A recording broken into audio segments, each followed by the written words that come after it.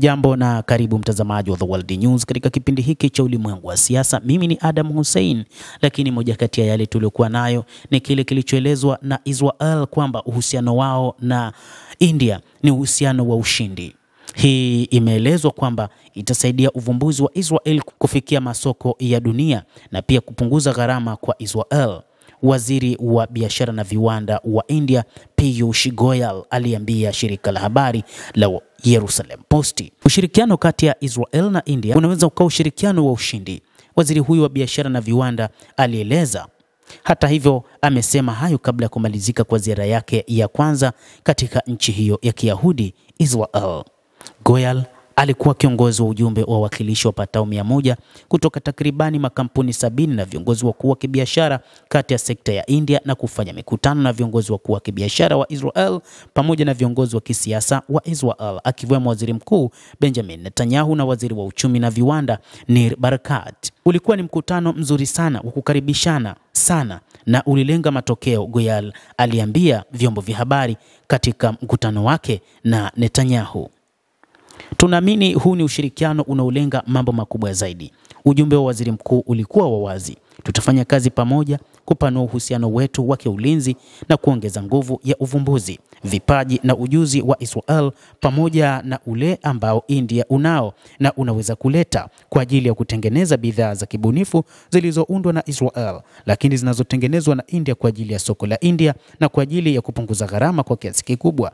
Hii itasaidia Israel juu ya uvumbuzi kuongezeka na hivyo kuleta manufaa kwa pande zote mbili, imeeleza taarifa hiyo. Hata hivyo, ushirika huu kati ya India na Israel, baadhi ya watu walikuwa wakiuona ni ushirika wa wasiwasi mno kutokana na kile baadhi ya wachambuzi walichokuwa wakieleza kwamba Marekani na India ni mataifa ambayo yamekuwa katika uhusiano mbaya katika siku za hivi karibuni kutokana na kwamba India imekuwa mnunuzi mkubwa wa mafuta kutoka nchini Urusi, jambo ambalo Marekani ilitaka India iachane na mpango huo, lakini hili halikuweza kuzuia India kuwa na ushirika na Israel.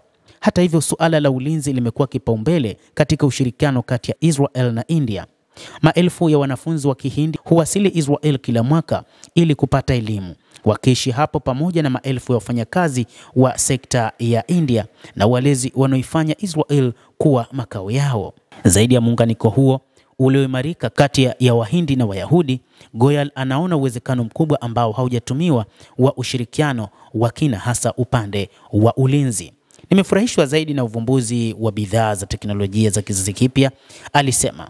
Tumechukulia mfano kutumia AI, ni jambo ambalo India ambayo inazalisha idadi kubwa zaidi ya wahitimu wa STEM, karibia watu milioni 2.4 kila mwaka, inaweza kuwa inaongezeka kwa uvumbuzi unaofanyika nchini Israel na tunaweza kusaidia kutekeleza mawazo haya.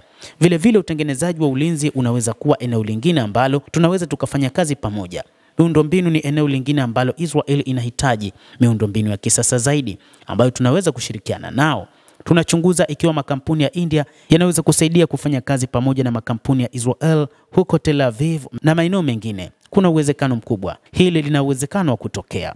Hata hivyo, baadhi ya mambo mengine ambayo yametajwa ambayo yatakuwa ni mabadilishano ya teknolojia kati ya India na Israel ni pamoja na upande wa teknolojia ya silaha na ulinzi kutoka nchini Israel, lakini pia kutoka nchini India ni suala zima la masuala ya afya, ambapo teknolojia kubwa nchini India ni katika upande wa afya, na India imekuwa miongoni mwa mataifa duniani ambayo yana teknolojia ya hali ya juu katika suala la afya ya binadamu. Endelea kutufuatilia mtazamaji, na nikusihi tu usisahau kulike, usisahau kucomment, kadhalika na kusubscribe channel hii. Utakuwa ukipata habari hizi kwa mapana kupitia The World News. Jina langu ni Adam Hussein. Endelea kuwa nasi wakati wote, endelea kutufuatilia.